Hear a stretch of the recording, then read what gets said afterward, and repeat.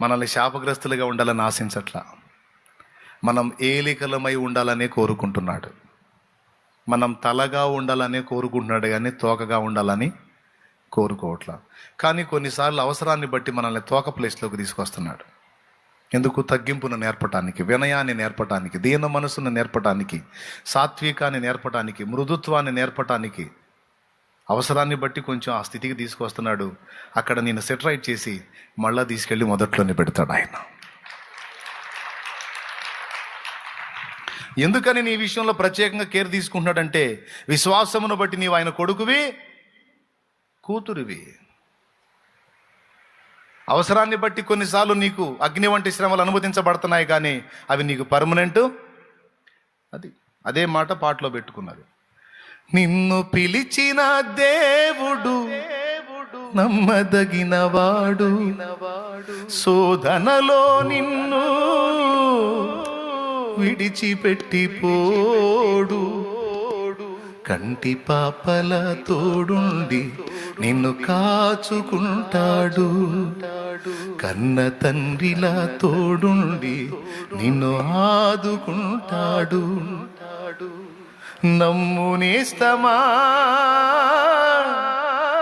ఇది సత్యం,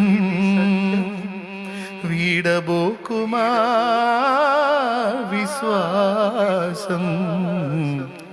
నీ ఆశ నిరాశ కానే కాదు, వేదన ఎందుకు? నీ కన్నీరు కలకాలముండదు, కలతే చెందకు. దేవుని గొప్ప నామానికి మహిమ కలుగును గాక. మనల్ని ఏలికలుగానే ఉంచాలనుకున్నాడు, కానీ దాసులుగా ఉంచాలనుకోలేదు. అయితే మనం ఏలికలమైన నాడు అహంకారం చూపకుండానట్లు, గర్వించకుండానట్లు, మదించకుండానట్లు దాసత్వాన్ని నేర్పి తర్వాత ఏలికల్ని చేస్తున్నాడు ఆయన. ముందు దేని నేర్పుతున్నాడు? దాసత్వాన్ని, దాసుడి యొక్క స్థితిని నేర్పి ఆ తర్వాత ఏలికల్ని చేస్తున్నాడు. లేకపోతే ఇక ఎగ్దం తీసుకెళ్ళి ఏలికం చేశాడు అనుకో, వీడికి దాసత్వపు విలువలు అర్థం కావు. వీడు ఏలికై కూడా దీనుడై ఉండాలంటే ముందు దాసుడై మెలగాలి. దేవునికి స్తోత్రం కలుగును గాక. ఏలికలుగా. మరి సింహాసనం మీద కూర్చున్నవాడు ఏం చేస్తాడండి చెప్పండి? ప్రకటన గ్రంథము 2వ అధ్యాయము ఒకసారి తీయండి. ప్రకటన గ్రంథము 3:19-20 చూడు. 3:19-20 చూడు. నేను ప్రేమించే వారిని అందరినీ గద్దించి శిక్షించుచున్నాను గనుక నీవు ఆసక్తి కలిగి మారు మనసు పొందుము. ఇదిగో నేను తలుపు నద్ద నిలుచుండి తట్టుచున్నాను. ఎవడైనను నా స్వరము విని తలుపు తీసిన యెడల నేను అతని ఎద్దకు వచ్చి అతనితో నేనును నాతో కూడా అతడును భోజనము చేయుదుము. నేను జయించి నా తండ్రితో కూడా ఆయన సింహాసనమందు కూర్చుండి ఉన్న ప్రకారము జయించు వానిని నాతో కూడా నా సింహాసనమందు కూర్చుండనిచ్చేదను. అది సంగతి. ఇక్కడ సింహాసనాన్ని వాగ్దానం చేశాడు. తర్వాత కిరీటాలు వాగ్దానం చేశాడు. అక్షయ కిరీటం, వాడబారని మహిమ కిరీటం, నీతి కిరీటం, దయా కిరీటం అనే సంవత్సరాన్ని గూర్చి, ఏమండి జీవ కిరీటం అని రకరకాల కిరీటాలు వాగ్దానం చేశాడు.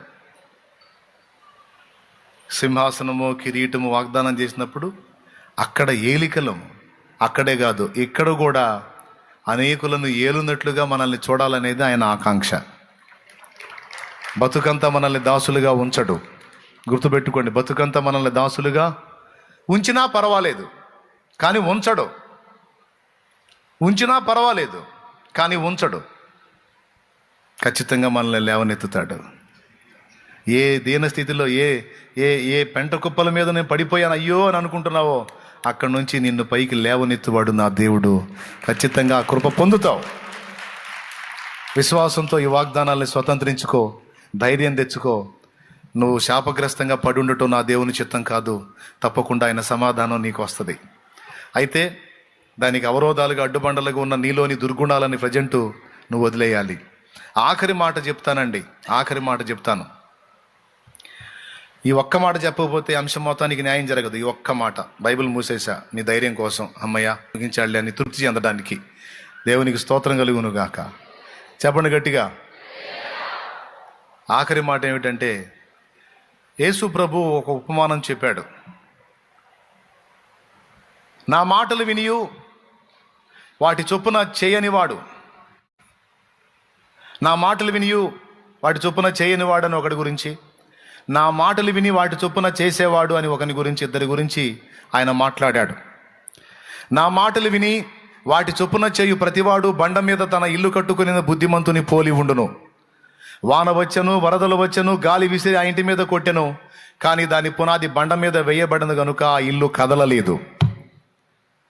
నా మాటలు వినియు వాటి చొప్పున చేయని ప్రతివాడు ఇసుక మీద తన ఇల్లు కట్టుకున్న బుద్ధిహీనుని పోలి ఉండును. వాన వచ్చెను, వరదలు వచ్చెను, గాలి విసిరి ఆ ఇంటి మీద కొట్టెను, దాని పునాది ఇసుక మీద వేయబడిన గనుక అది కూలబడిను, దాని పాటు గొప్పదని చెప్పవచ్చును అన్నాడు. రెండు విషయాలు మాట్లాడాడు ఇక్కడ. నా మాటలు విని వాటి చొప్పున చేసేవాడు బండ మీద ఇల్లు కట్టుకున్నోడుతో సమానం. నా మాటలు ఇటు విని ఇటు వదిలేసి ఆ మాటలు పెడచెవిన పెట్టి తన ఇష్టానుసారంగా బతికేవాడు ఇసుక మీద ఇల్లు కట్టుకున్న బుద్ధిహీనుడు.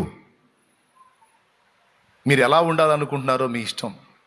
నిజంగా మీ తండ్రికి మీరు కుమారులు కుమార్తెలు అగునట్లు మీ తండ్రి మాటలను మీరు గైకొనవలసి ఉన్నది. మన తండ్రి మాటలు మనం గైకొనాల్సి ఉంది.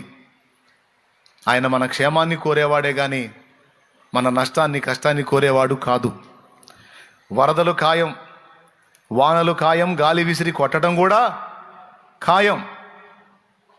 అయితే నువ్వు నిలబడటం అనేది, పడిపోవటం అనేది నువ్వు వేసుకున్న పునాది మీదనే ఆధారపడి ఉంది. ఫైనల్ స్టేట్మెంట్, ముగింపు. దేవుని మాటలు విని ఆ మాటల చొప్పున చేయటానికి ఇష్టపడతావా? ఆజ్ఞలు అనుకోవద్దు, బ్రతుకు సూత్రాలు అనుకో, అప్పుడు ఈజీగా ఫాలో అవుతావు. ఆజ్ఞలు అనుకున్నావు అనుకో, నీకు నొచ్చుకుంటావు, కొంచెం ఇబ్బందులుగా అనిపిస్తాయి ఆజ్ఞలు అయితే. ఈ ఆజ్ఞ పాటించాల్సి వచ్చిందే, పాటించకపోతే దేవుడు ఫీల్ అవుతాడే అని చేస్తావు. అందుకని ఆజ్ఞలా తీసుకోవద్దు, బ్రతుకు సూత్రంలా తీసుకో, ఫ్రీగా ఫాలో అవుతావు. అర్థం కాలేదా? మనకి చిన్నప్పుడు పాఠ్య పుస్తకాలు ఇచ్చేవాళ్ళు కదా. ఆ పాఠ్య పుస్తకాల్లో అనేక సంగతులను గురించి మనకు రాశారు. పాఠ్య పుస్తకాల్లో చదివే పిల్లలు రెండు రకాలు. కొంతమంది మాస్టర్ ఇచ్చినటువంటి లేదా టీచర్ ఇచ్చినటువంటి పాఠాలుగా చదువుతాడు. కొంతమంది జ్ఞానమని చదువుతారు, అది లోక జ్ఞానమని చదువుతారు. ఇది చదవటం వల్ల నాకు లోకం తెలిసిద్ది, ఇది చదవటం వల్ల నాకు పబ్లిక్ అర్థమైద్ది, ఇది చదవటం వల్ల సమాజంలో ఎలా బ్రతకాలో నాకు అర్థమైద్ది అని కొంతమంది చదువుతారు. వీళ్ళిద్దరిలో ఎవరు ఇష్టపడి చదువుతారు, ఎవరు బలవంతంగా చదువుతారు? మీరు చెప్పండి.